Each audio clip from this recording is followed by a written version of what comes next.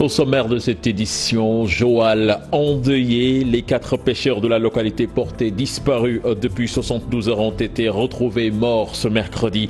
Leur corps était dans un état de dégradation très avancé. Drame de l'île aux Serpents, moins de 72 heures après, un témoin raconte les faits. Ismaïla, pêcheur qui a passé la nuit sur l'île au soir du drame, regrette l'état de la pirogue et la témérité du personnel navigant qui a voulu braver l'orage. Du mouvement à la gendarmerie nationale, Jean-Baptiste Tine devient le nouveau patron. Il a remplacé à ce poste le général de corps d'armée Chersen, admis à faire valoir ses droits à la retraite. Et puis la maison appartenant à Maître Bokartiam démolie par la DESCOS. Une décision décriée par un proche de l'avocat que vous entendrez dans ce journal. Voilà le sommaire de cette édition. Tout de suite le développement.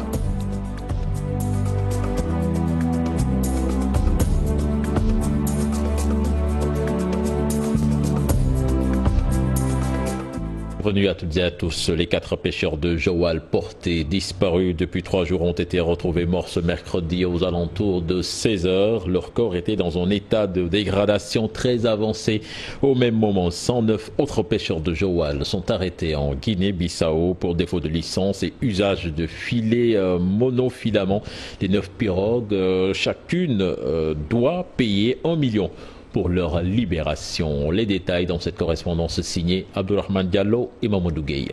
Après 3 jours de recherche, les 4 pêcheurs de Joal portés disparus ont été retrouvés. Malheureusement, ils sont tous morts et l'état de dégradation des corps était très avancé. D'ailleurs, ils ont prévu de les enterrer dès que les gendarmes finiront de faire le constat. À rappeler que la pirogue de ces pêcheurs a été retrouvée hier mardi. Au même moment, 109 pêcheurs de Joal ont été arrêtés en Guinée-Bissau par les gardes-côtes. Leurs 9 pirogues arraisonnées par la marine de ce pays. Ces pêcheurs sont accusés de défaut de licence et du de filets monofilaments. D'ailleurs, les autorités bissau-guinéennes ont fixé les amendes sur une somme d'1 million de francs CFA par pirogue. Il faut dire qu'il y avait 11 pirogues dans les eaux bissau-guinéennes, mais les 2 autres ont réussi à prendre la fuite. D'ailleurs, l'une d'elles est arrivée à Joal ce matin avec les 5 pêcheurs à bord. L'autre, elle, est toujours en mer avec ses 19 pêcheurs. Informés de la situation, les autorités essaient de trouver une solution pour libérer les pirogues et les pêcheurs.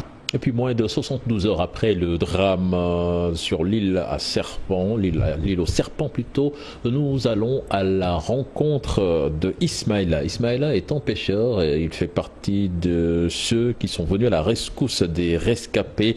Il a passé la nuit sur l'île, une nuit inoubliable pour lui, et il a décrit la qualité des pirogues qui effectuent souvent la traversée. Il s'est confié à nos reporters Maguette Gaye et Diafaraba.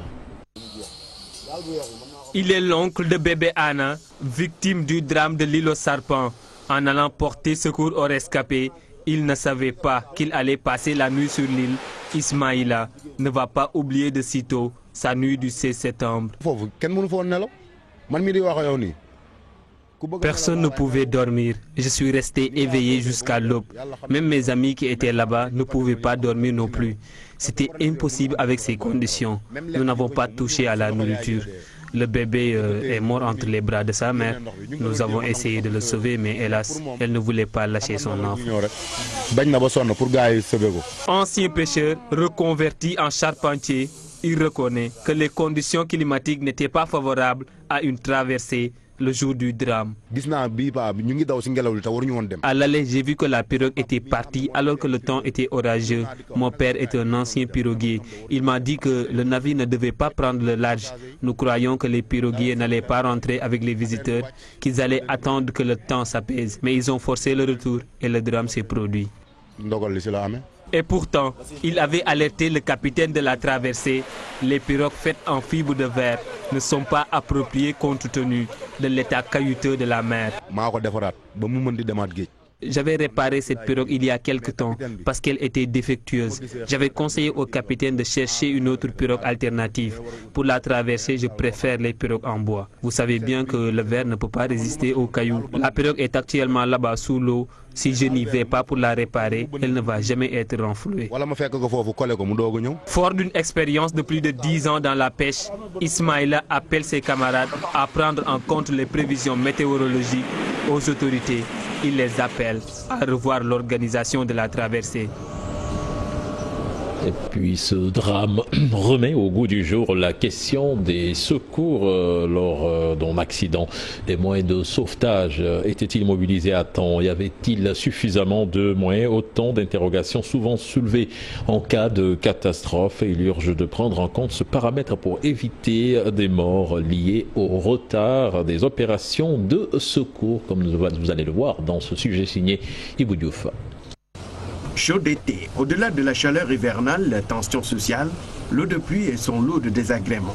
Après les inondations, les accidents de la circulation, la foudre, cette fois les noyades, les drames en mer, comme celui de l'île Serpent et la disparition de 4 pêcheurs à Joal-Fadiouth. Loin de la terre ferme, une incursion en mer vire au drame. 4 morts, des dizaines de rescapés, aux côtés de la famille, tous sous le choc. Suite au chavirement de cette pirogue qui voulait se rendre à l'île de la Madeleine, beaucoup d'interrogations sont soulevées sur les détails sécuritaires, sur l'axe et à propos du moyen d'embarcation. Au-delà du drame, du bilan aussi, la question des secours est vite agitée. Les moyens mobilisés, le temps mis pour démarrer les sauvetages, la distance entre le continent et l'île Serpent est pointée à 3 km 700. Durée de la navette en temps de paix est estimée entre 10 et 15 minutes. Le dispositif mobilisé pour sauver les passagers à bord de la pirogue, on parle de 2 patrouilleurs, une vedette, 3 canons, une équipe de sauvetage, des plongeurs et des médecins. Cet arsenal avait-il le moyen de sauver les victimes en un temps record? La mobilisation du dispositif est aussi dès les prémices des intempéries. Pourquoi les rescapés ont dû passer la nuit dans l'îlot? L'envergure est certes moins grande, mais ce chavirement rappelle le drame du bateau le Joola. Différentes causes sont évoquées dans les accidents et autres drames, mais aussi la question des secours pose parfois problème. On le rappelle sans cesse, un sauvetage, c'est les moyens, mais aussi une vraie course contre la montre. Comment éviter les freins et les problèmes pour plus de résultats, mais après, tout le monde est dans l'obligation d'être prudent et veiller au respect strict des consignes de sécurité. Ibou Diouf, le comité d'initiative pour l'érection d'un mémorial musée de Joola a également rendu hommage aux victimes du naufrage de l'îlot Serpent, non sans demander aux autorités de prendre les devants pour éviter ce genre de tragédie. Maguette Souare Diallo et Lamine Mandian y étaient pour nous.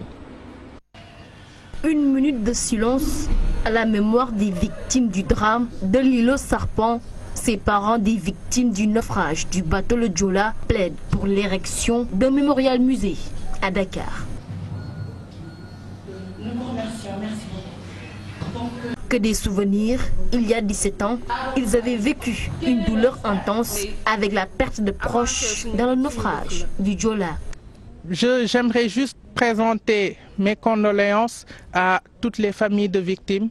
C'est vraiment malheureux et c'est dommage parce qu'aujourd'hui, je pense que le Sénégalais ne prend pas assez de précautions. Nous avons tendance à toujours réagir et nous avons un comportement, nous n'agissons que lorsqu'il y a drame et c'est dommage. Il est sociologue et membre du comité. Il revient sur l'importance d'un centre de recherche sur la sécurité humaine et la prévention des risques et catastrophes. Avec le Joola, on peut quand même tirer les leçons. Ce qui nous intéresse dans ce truc, c'est le centre de formation sur la sécurité humaine en réalité. C'est vrai que les gens ne font pas très attention. On se dit que l'État peut mettre en place des structures où on peut quand même contribuer à faire ce changement. L'histoire semble se répéter. La prévention sécuritaire accuse un sacré coup. Il urge de prendre les devants pour éviter d'autres catastrophes. Maguette Souare Diallo, nous restons avec ce comité qui prépare le 17e anniversaire du naufrage du bateau le Joola et ses membres regrettent que les pupilles de la nation soient laissés en rade et ils demandent à l'État de prendre ses responsabilités. Je vous propose de suivre leurs avis dans cet élément signé Maguette Souare Diallo et Lamine Mandian. Aujourd'hui, nos revendications sont claires et je peux dire que ce sont les mêmes revendications qui reviennent chaque année, car à chaque fois on en parle, mais jusqu'à présent ce n'est pas fait. Donc il y a bien entendu la question de la justice. Tout le monde a suivi comment ça s'est passé au Sénégal, mais nous ne cessons de réclamer justice. Il y a des actions en cours ailleurs, notamment en France, et nous nous apprêtons à aller au niveau de la Cour européenne. Donc, je l'ai dit tantôt, les avocats s'en chargeront. Dans tous les cas, nous n'abandonnerons pas le combat. Il y a la question de la prise en charge des orphelins. Donc, à l'époque du drame, près de 1900 orphelins avaient été recensés. Sur ces 1900-là, 10 ans après, une minorité a été déclarée pupille de la nation. Et malheureusement, sur ces décrets, non seulement la rétroactivité n'a pas été respectée, mais ensuite, à chaque fois que certains orphelins atteignaient 18 ans, ils étaient enlevés de ces pupilles-là, donc ne bénéficiant plus de cette prise en charge.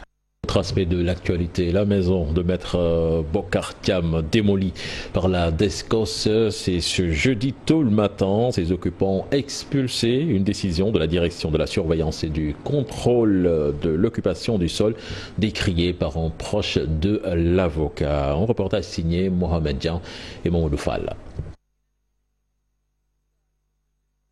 Une famille risque de dormir à la belle étoile. La DSCOS s'est passée par là.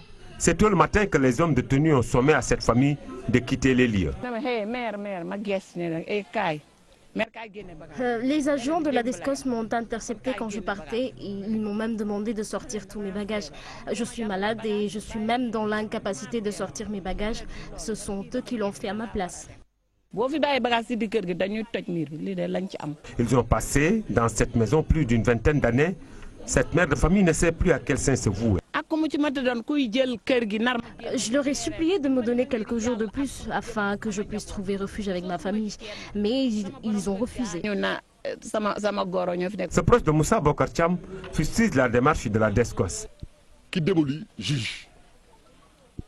J'espère que le directeur de la DSCOS, même si c'est lui qui donne des ordres, je crois que ce n'est pas le doyen des juges, ce n'est pas lui le procureur général. D'ailleurs, l'ami de Maître Thiam révèle que le terrain est actuellement CDA. Donc moi, je ne peux pas comprendre comment on peut démolir une maison où il y a une famille. La famille demande aux bonnes volontés de leur venir en aide afin de trouver un toit le plus rapidement possible. Très surprise, elle ne s'attendait pas à une telle réaction de la DSCOS. Nous parlons à présent des pêcheurs de Benoba à Boros-sur-Mer qui sont en colère contre les gros bateaux en haute mer qu'ils accusent de causer beaucoup de dégâts. Leurs matériels de pêche sont emportés. Ils ont tenu un sit-in pour exprimer leur doléance. Cher Anta Diop. Des hommes et des femmes, pancartes en main, ont tenu un sit-in sur la plage de Bonobo, Mboro-sur-Mer, pour faire entendre leurs doléances. Ils ont dénoncé leur cohabitation avec les bateaux de pêche. D'après eux, ils éprouvent toutes les peines pour pêcher en haute mer. Ces gros bateaux détruisent tout sur leur passage. Mboro Ndendkat, ça va mal, rien ne marche. Nous avons un problème, un très grand problème avec les bateaux qui gaspillent nos matériels. Toute la jeunesse est sortie aujourd'hui pour se manifester, pour dire SOS aux bateaux qui gaspillent et qui pillent nos ressources. Le matériel, ça coûte excessivement cher. Chaque pirogue, ça peut coûter jusqu'à 2 millions, voire 2,5 millions. Bateaux qui donnent des licences ici, ils ne sont pas plus nécessiteux que nous survivons de la mer. Donc il faut qu'ils revoient les contrats de pêche. Ce village de pêcheurs avec ses 2000 âmes n'a ni eau ni électricité et les ordures prennent aussi en otage les populations. Nous sommes pollués par les groupes électrogènes qu'on utilise qui émettent ce qu'on appelle la pollution sonore. Nous n'avons pas d'électricité. Au-delà de cela aussi, il y a l'aspect de l'environnement. Nos mamans nettoient chaque jour. Soit ils déversent dans la mer qui va revenir sur la population. L'eau, ça fait défaut. Seulement, elle est accessible au niveau du centre et le village de Mboro Ndendkat est polarisé par beaucoup de villages. Les pêcheurs de Bonobo Ndendkat sont bien décidés à obtenir des réponses de la part des autorités, disent-ils. D'autres actions sont prévues dans les jours à venir. Dans un film intitulé Affaire des 94 milliards, derrière le rideau, Maître El Hadji Diouf revient largement sur ce qu'il appelle les contre-vérités d'Ousmane Sonko. Dans ce court-métrage, l'avocat retrace d'une manière chronologique cette prétendue affaire de détournement. Il faisait face à la presse cet après-midi. Je vous propose de l'écouter, des propos recueillis par Fatimata Touré et Lamine Mandian. Je retiens quelques contradictions de l'homme. Il dit qu'il ne fait pas d'intermédiation parce qu'en matière d'expropriation pour cause d'utilité publique, il n'y a pas d'intermédiation. Plus tard, il dit que lui-même il a le droit d'être intermédiaire, de savoir comment s'appelle sa société, l'a ignoré. Immédiatement, il devient gaga. Un vieillard qui ne comprend plus rien. Ma société, non, ma société. Non, je suis fatigué. Je connais pas. Non, attends. Comme on dit en droit, un crime n'est jamais parfait. Pour montrer qu'il est le propriétaire de Mercedes et d'Atlas, bien qu'il choisisse deux sièges distincts, parce que tout ça c'est de l'écriture, mais tout le monde sait que c'est la même société. Les deux sociétés ont le même numéro de téléphone. Comment par 33 827. La gendarmerie nationale a un nouveau patron. Il s'agit du général de division Jean-Baptiste Tine. Il était jusque-là le haut commandant en second et sous-directeur de la justice militaire. Il remplace à ce poste le général de corps d'armée Chersen, admis à faire valoir ses droits à la retraite avec 38 années d'ancienneté de service. Le général Jean-Baptiste Tine aura la mission d'améliorer la sécurité publique. Son portrait avec Ndeye Arantouari. Il entrera officiellement dans ses nouveaux habits de haut commandant de la gendarmerie nationale et directeur de la justice militaire le 15 novembre prochain. Une décision du chef suprême des armées. Le général de division Jean-Baptiste Tine succède ainsi au général de corps d'armée Chersen qui occupe ce fauteuil depuis août 2018. Le nouvel homme fort de la gendarmerie a à son actif.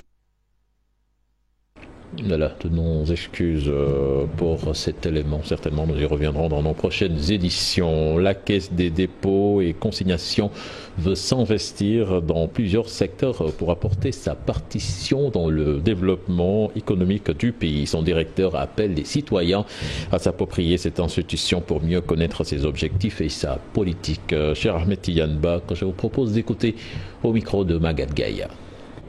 Dans le dispositif de développement de l'État. Aujourd'hui, nous intervenons dans beaucoup de secteurs. Prenez le cas de l'aéronautique. Certains seront surpris de savoir que Air Sénégal appartient exclusivement à la Caisse de dépôt. Nous sommes propriétaires à 100% de Air Sénégal. Nous sommes dans le capital de la Senelec à 9,4%. C'est important. C'est à peu près 23 milliards mobilisés au niveau de la Senelec. Nous avons été dans le fonds d'investissement qui a mis en place la structure de Bohol, qui aujourd'hui permet à 200 000 familles sénégalaises de bénéficier de l'électricité. Je pense que c'est des projets extrêmement importants. Aujourd'hui, sur le logement social, nous intervenons à Bambilor. C'est qu'à Bambilor, nous avons un ambitieux projet de logements sociaux et de terrain viabilisés pour les revenus faibles. C'est extrêmement important. Les droits humains à l'épreuve de la crise migratoire. La problématique est au cœur d'une rencontre de 2 jours à Dakar. Maître Alioune Badara Cissé, médiateur de la République, revient ici sur l'importance du sujet au micro de Mame Biram Diouf et Pape Sangote Mbaye. Illégale ou irrégulière n'est que la portion congrue de l'immigration de manière générale. Nous savons que celle-ci est interafricaine pour la plupart. Et dans les pays de la sous-région, la liberté de circulation des personnes et des biens est une réalité manifeste. Maintenant, demeurent les conditions d'installation, les conditions de séjour, les conditions de travail et tutti quanti. Mais alors, reste cette grande frange de regroupement familial, cette grande frange d'étudiants qui doivent aller à l'étranger pour se former. Reste également ce paradoxe au niveau de la réciprocité, entre ces Européens qui se promènent dans nos frontières à l'intérieur ou à l'extérieur comme il leur plaît, et ces difficultés faites à notre propre jeunesse de ne pas pouvoir franchir les frontières de leur pays respectif. transformant, si vous voulez, nos pays dans la sous-région comme étant une frontière étendue des pays européens, parce qu'ils viennent jusque chez nous légiférer dans nos droits internes pour pouvoir, de manière plus difficile, plus stricte, empêcher les uns et les autres de mener des activités, même légales. C'est un problème. Et puis les effectifs des agents des eaux et forêts et des parcs seront renforcés. C'est une assurance du ministre de l'Environnement. Abdou Karim Sall était dans la région de Fatick où il a visité la réserve animalière de Fatala située dans la commune de Toubacouta. Aminata Goudiaby. Parce qu'ils travaillent parfois dans des conditions extrêmement difficiles. Mais nous avons constaté qu'ils sont régulièrement sur le terrain avec les moyens dont ils disposent. Et je pense qu'il est de notre devoir de les accompagner en termes de renforcement de capacité, mais en termes de renforcement des moyens logistiques, mais également renforcer les effectifs. Nous y travaillons et nous allons, Inch'Allah, y arriver pour assurer la surveillance des réserves, pour assurer la surveillance des parcs, pour protéger nos forêts. Son Excellence le Président de la République est dans les dispositions pour faire en sorte que le patrimoine forestier soit bien préservé, pour que nous puissions restaurer ce patrimoine forestier. Chaque année, c'est 40 000 hectares de forêts dégradées ou détruites. C'était plutôt les propos du ministre de l'Environnement recueillis par Aminata Goudiaby et Fadi Gaye. Je vous l'annonçais tout à l'heure, la gendarmerie nationale qui a un nouveau patron. Il s'agit du général de division Jean-Baptiste Tine. Il était jusque-là le haut commandant second et sous-directeur de la justice militaire. Son portrait avec Ney Aram Touré. Il entrera officiellement dans ses nouveaux habits de haut commandant de la gendarmerie nationale et directeur de la justice militaire le 15 novembre prochain. Une décision du chef suprême des armées. Le général de division Jean-Baptiste Tine succède ainsi au général de corps d'armée Chersen qui occupe ce fauteuil depuis août 2018. Le nouvel homme fort de la gendarmerie a à son actif 38 années d'ancienneté de service. Il a assuré toutes les fonctions. Commandant de la compagnie de Saint-Louis et celle de Ziguinchor dans la gendarmerie territoriale et commandant de plusieurs autres unités dans la gendarmerie mobile, notamment la LGI, l'escadron blindé, entre autres. Le parcours de celui qui était jusque-là haut commandant en second de la gendarmerie nationale et sous-directeur de la justice militaire a aussi été couronné de plusieurs distinctions au niveau national et une autre en Bosnie-Herzégovine. La médaille commémorative ONU. Le successeur du général Chersen est père de 2 enfants. Né en 1961 à Thiès, le général de division Jean-Baptiste Tine est entré en service en octobre 1981 et il a été admis dans la gendarmerie en septembre 1986. En 1998, il a été mis à la disposition des Nations Unies. L'année suivante, il a été détaché à la primature. Il a occupé d'autres stations.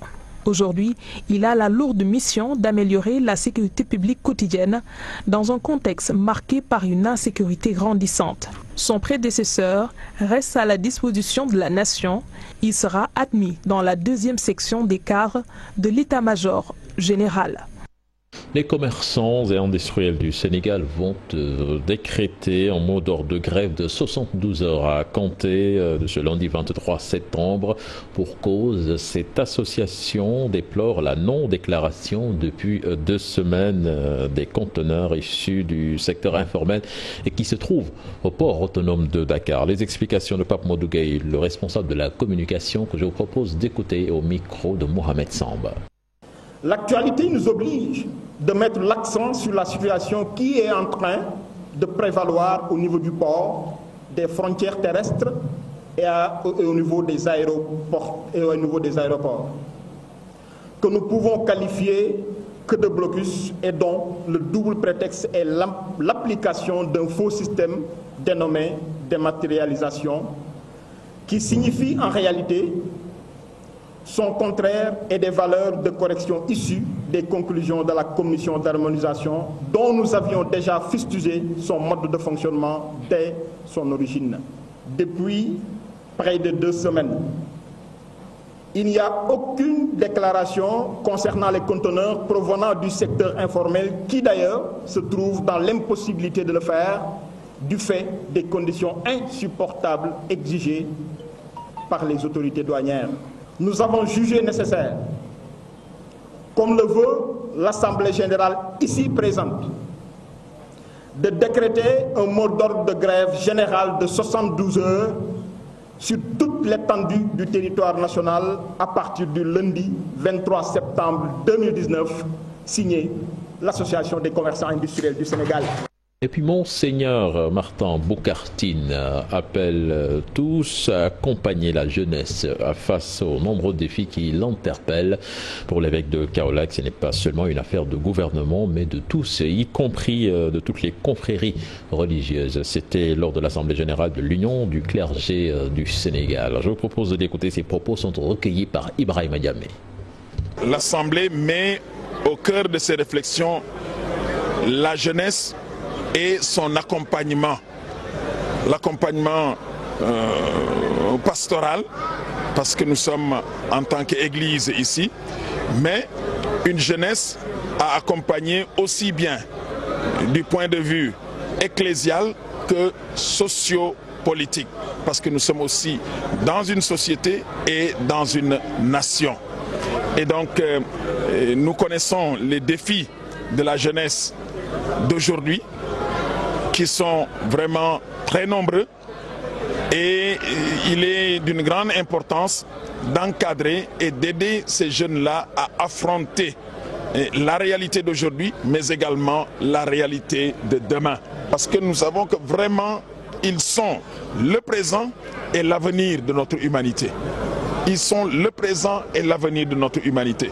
Et donc les défis qu'ils ont à affronter aujourd'hui concernent aussi bien nos États que les différentes confessions religieuses, que ce soit catholiques, bouddhistes, musulmanes, etc. Tous nous sommes concernés.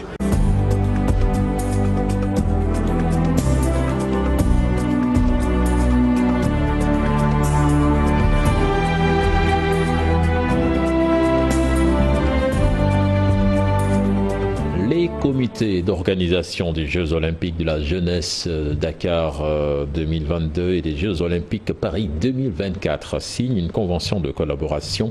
Au menu du partenariat, les échanges d'expertise sur la mobilisation des ressources, la formation des sportifs et la réhabilitation des infrastructures sportives. C'était ce matin, compte rendu signé Cheikh Sadibou Diarra et Thierno Laurent Mendy. Sénégal et France collaborent pour l'organisation des Jeux Olympiques de la jeunesse Dakar 2022 et les Jeux Olympiques Paris 2024. Une convention est signée entre les deux comités d'organisation. Elle doit venir en renfort à l'expertise technique sénégalaise, faciliter le partage des acquis et créer les synergies qui produisent des effets et des impacts durables. La complémentarité naturelle démontrée par nos équipes respectives pendant votre bref séjour au Sénégal est sous ce rapport un indicateur qui autorise tous les espoirs pour une collaboration efficace qui s'inscrit dans la durée. Faire en sorte que ces premiers Jeux olympiques en terre africaine apportent une contribution décisive à la prise en charge collective des préoccupations existentielles qu'exprime la jeunesse du continent quant à la construction de son avenir. Engagée pour la réussite des Jeux Olympiques de la jeunesse à Dakar, la France est venue avec une forte délégation. À sa tête, son ministre des Sports, Roxana Mariseanu, pour un partenariat gagnant-gagnant. Pour Paris 2024, c'est source d'inspiration de voir de très près la réussite de ces Jeux de la jeunesse et de voir comment on arrive à s'inspirer de ce que vous allez mettre en place en termes d'innovation, en termes d'engagement de la jeunesse, en termes de nouvelles pratiques. On a envie de partager avec vous un certain nombre d'expériences sur lesquelles on travaille en matière d'infrastructures sportives. C'est clair que voilà, c'est l'un des sujets clés pour réussir un événement de ce niveau-là. Le sport peut changer la vie des gens. Nous, on a, comme vous, une dimension très nationale où on a besoin que tout le pays vibre à travers nos événements sportifs, mais il y a aussi une dimension internationale. La convention entre le Sénégal et la France implique un partage d'expertise sur la formation des athlètes et leurs encadreurs, également le financement de la réhabilitation du stade Iba Mar Diop et autres infrastructures qui vont accueillir les épreuves de Dakar 2022.